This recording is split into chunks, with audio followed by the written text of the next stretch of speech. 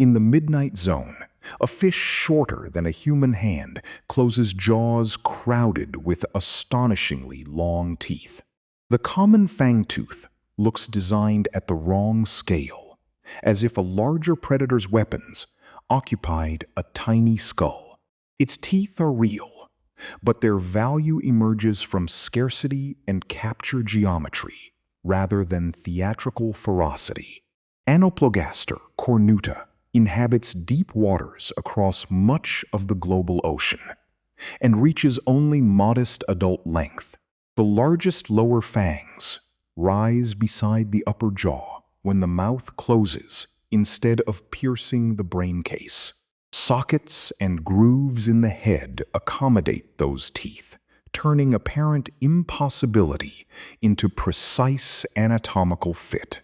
The mystery is why such a small fish invests in fangs that complicate closing its own mouth. Direct specimens establish proportions, while stomach contents and behavior offer a more cautious, functional explanation. In sparse darkness, one skewer bite may matter more than repeatedly chasing prey through open water. Long teeth can trap a struggling animal before it slips from relatively short jaws. If you held the skull beside your palm, scale would make its engineering clearer than any enlarged photograph. Teeth do not announce a giant hunter. They extend the reach and retention of a compact one. This investigation follows a prey encounter from detection through seizure, then measures the costs of exaggerated dental equipment. It separates photographed anatomy from claims about attacks that cameras have seldom witnessed in full. The dominant story is not size, but how a tiny predator prevents a rare meal from escaping. Anoplogaster cornuta belongs to a small family of deep-sea fishes with compressed bodies and heavy-looking heads. Adults are dark brown or black, reducing reflection where sunlight no longer provides useful background illumination. Their skin and scales create a rough profile, while the head carries bony ridges and sensory structures. Large fangs arise from both jaws, with the lower pair producing the species' most recognizable silhouette. Teeth are sharply pointed and curve inward, a form suited to penetration and retention rather than grinding. The animal swallows manageable prey whole because its dentition cannot process food into chewed portions. Openings in the upper head receive the lower fangs when the jaws meet. This arrangement allows extreme tooth length without forcing the mouth to remain permanently open. It also demonstrates developmental coordination between growing teeth, jawbones, and protective spaces around delicate tissues. Juvenile fangtooths look sufficiently different that early naturalists once classified life stages separately. Young individuals possess proportionally different head shapes, longer fin spines, and a generally lighter appearance. As the fish grows, its body deepens and the adult jaw apparatus becomes more pronounced. That transformation shows the extreme dentition is linked to adult ecology rather than present unchanged from hatching. Fangtooths occur across a broad depth range and may shift vertically between deeper daytime water and shallower nighttime layers. Patterns vary by life stage, place, and sampling, so no single daily route describes every individual.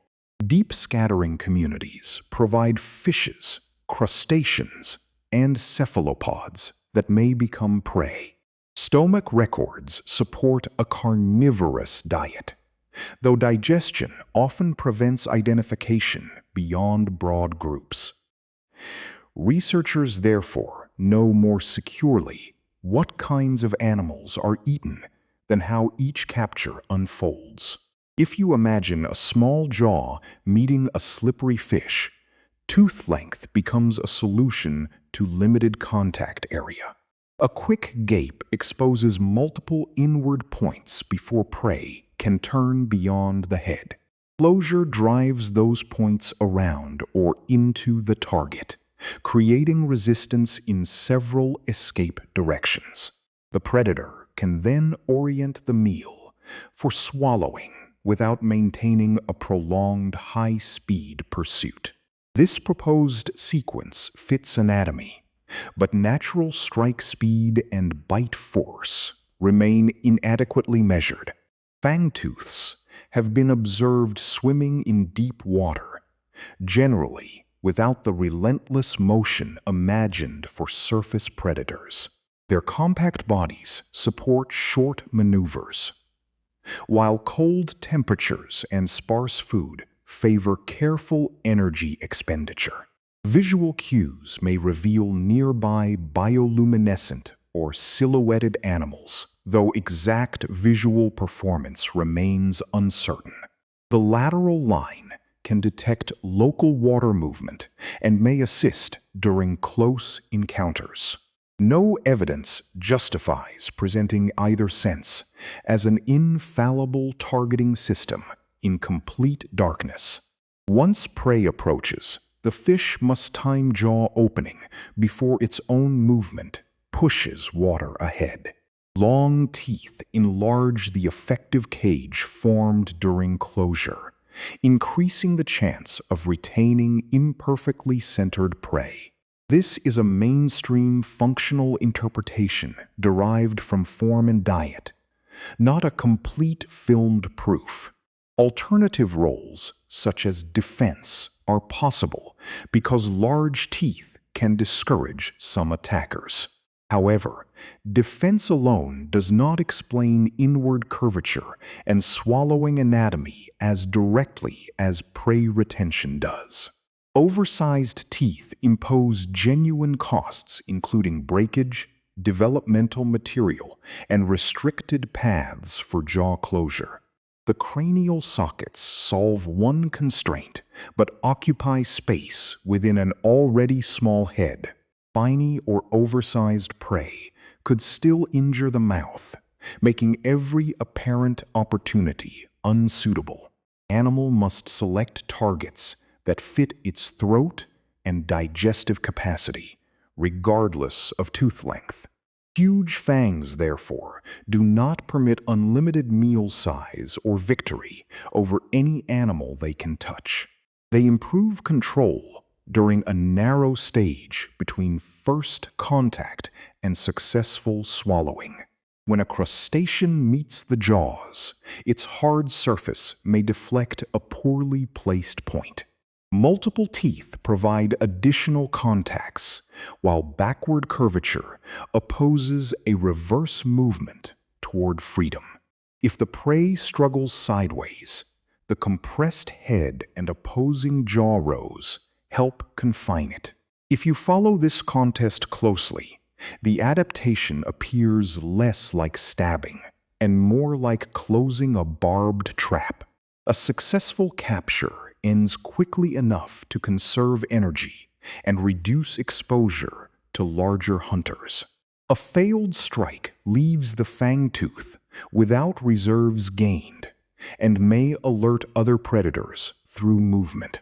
Natural selection can favor formidable retention even when attack power remains modest. Yet researchers lack enough undisturbed sequences to calculate success rates or compare tooth arrangements experimentally. Preserved specimens also cannot reveal the compliance of living jaw tissues under normal deep-sea pressure. The strongest conclusion remains mechanical. Long interlocking teeth make backward escape difficult after contact. The fangtooth's small size is itself ecologically meaningful in the broad pelagic food web. A modest body requires less total energy than a large predator, useful where prey density is low. It can exploit small animals that would not repay the metabolic costs of a much larger hunter. At the same time, being small makes the fangtooth vulnerable to tunas, larger deep fishes, and marine mammals. Its teeth may reduce risk during feeding, but they cannot protect it from every faster or larger attacker. When you trace energy through one meal, the fish becomes a middle link rather than an isolated monster. Surface production supports migrating prey. The fangtooth captures part of that biomass, and larger predators may capture it. Vertical movement redistributes carbon through these encounters across layers with different temperatures and oxygen concentrations. The species' broad distribution suggests its design works under varied regional conditions, not one extraordinary trench. Fangtooths are pelagic animals and should not be portrayed as creatures confined to the seafloor. They inhabit water columns, where landmarks are absent and prey can escape in 3 dimensions.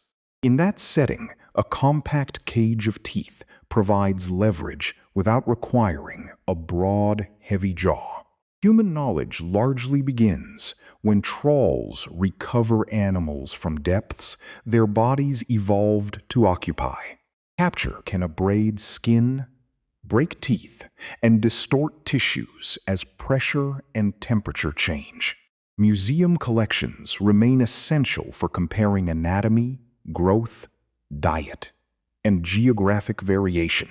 Submersible video adds posture and movement, but encounters are rare and bright lights may influence responses. Responsible interpretation joins these evidence types while refusing to stage imagined hunts as observed fact. The genuine skull already tells a disciplined story about fitting extreme equipment into limited space. The skull also warns explorers that enlarged photographs can erase the ecological meaning of an animal's actual scale. Within its habitat, small size conserves energy while the jaw apparatus secures brief opportunities passing through open water. That balance, rather than fearsome appearance, determines how the species participates in midwater food webs. Future low-light recordings and stomach DNA could connect complete strike sequences with prey categories hidden by digestion. These 4 methods would test whether long fangs mainly increase first contact reach or later retention. Repeated observations across juvenile and adult stages could connect changing teeth with changing prey. Researchers could also compare successful and failed strikes instead of learning only from meals left inside stomachs. Evidence of broken or replaced teeth might reveal the hidden mechanical costs of difficult captures. If you return to the opening darkness, the tiny body still carries a mouth that seems too large for it. The lower fangs rise into dedicated spaces, allowing the jaws to close around a rare opportunity. What is directly known is their anatomy, distribution, growth change, and carnivorous diet. What is strongly inferred is a retention system that limits escape during short close-range attacks. Bite forces, success rates, sensory cues, and defensive value remain open questions. The fish neither violates proportion nor becomes enormous through the magnifying power of its teeth. It remains a small midwater predator adapted to meals that may arrive unpredictably. Its most dramatic feature works for seconds between touching prey and securing it for swallowing. Those seconds can decide whether energy is gained, wasted, or transferred to another hunter. The Fangtooth's huge teeth make scientific sense as a compact trap, though the decisive hunt still awaits clear observation.